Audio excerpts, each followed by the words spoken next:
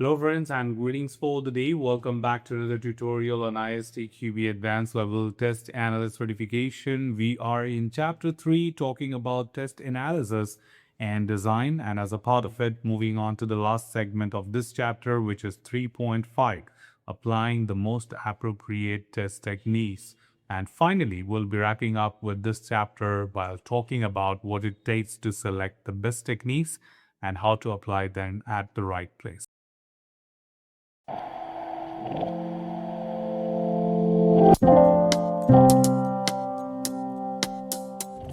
So far in this entire chapter, we have understood everything about what the different techniques are and how exactly to apply them. But the question comes at the end of the day is, are there certain factors to be taken into consideration when we talk about applying or choosing them? So certainly it becomes very important for a test analyst to make the right decision of choosing the most appropriate technique for the right set of requirements. But certainly there are several factors which we need to take into account in order to be decisive enough with the right and appropriate selection of test techniques.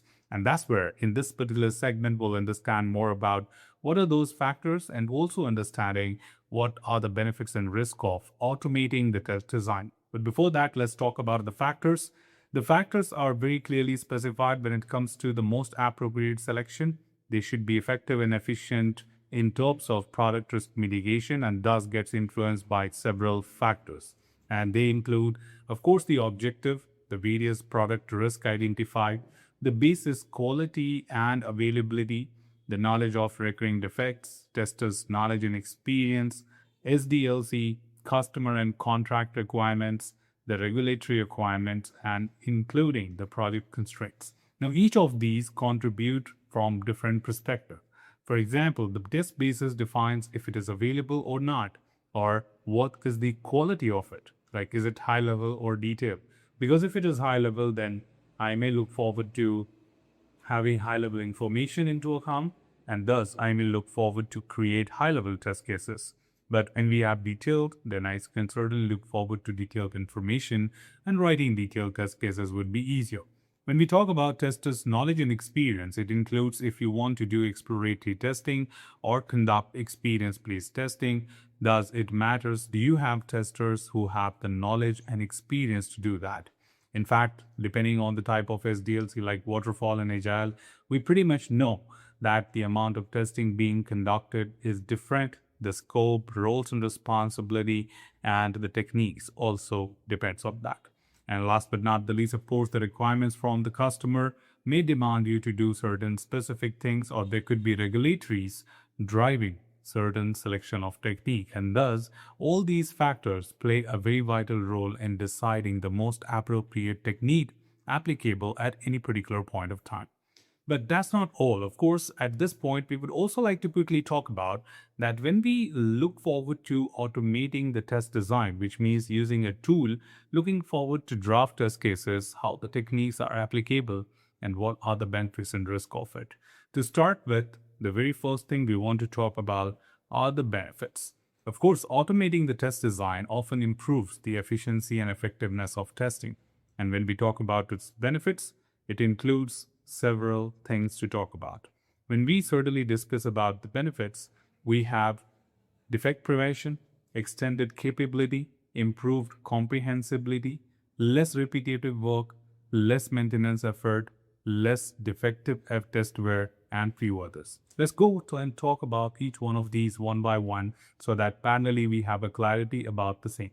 When we talk about defect prevention, it simply means modeling for testing is an effective way of evaluating the quality of the test basis. That means by having a better approach to deriving your test cases with help of model-based testing tools, you can certainly bring a better value to the defined artifact or derived artifacts like test cases from the models. And because of that, the defects can be prevented, as the human involved can be error prone, but deriving test cases with help of model-based testing tool are much more efficient in consideration.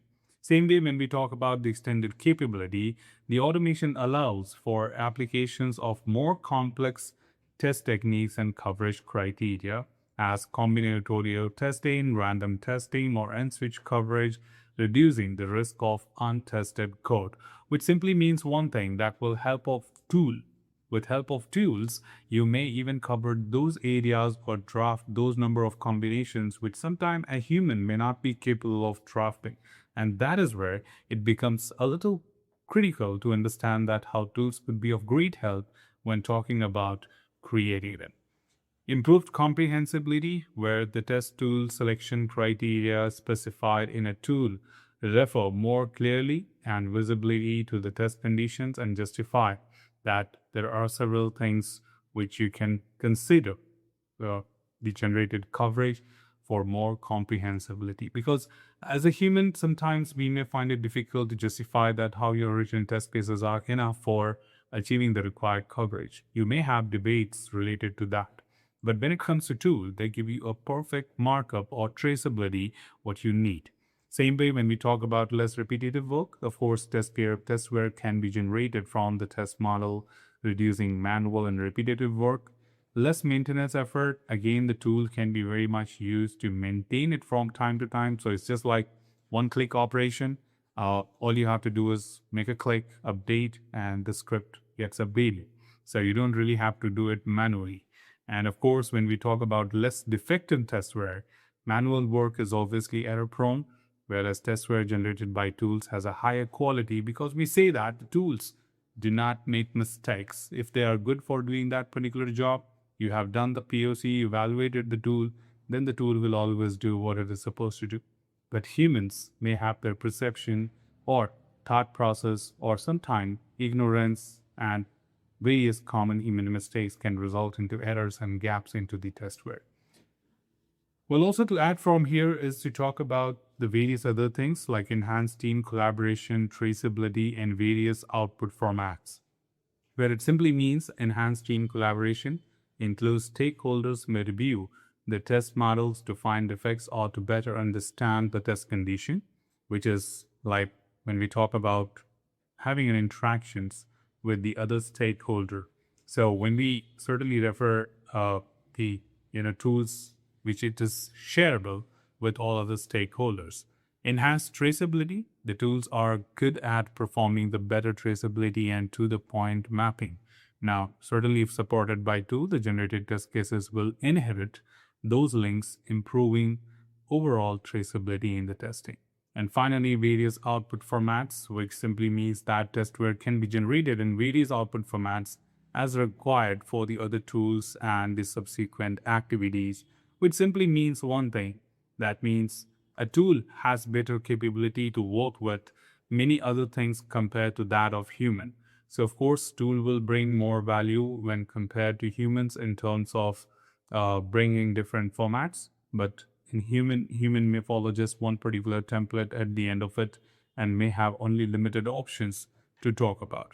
And that is where it becomes very important for the test analyst to understand how exactly to decide about making use of tools and how the tools can bring value to the overall coverage of the test design and making benefits being utilized as a part of your test process. So put together, that was all what we had from this last segment, and I hope it is clear now that how exactly we make decisions with respect to choosing to decide about using a tool to do the test design.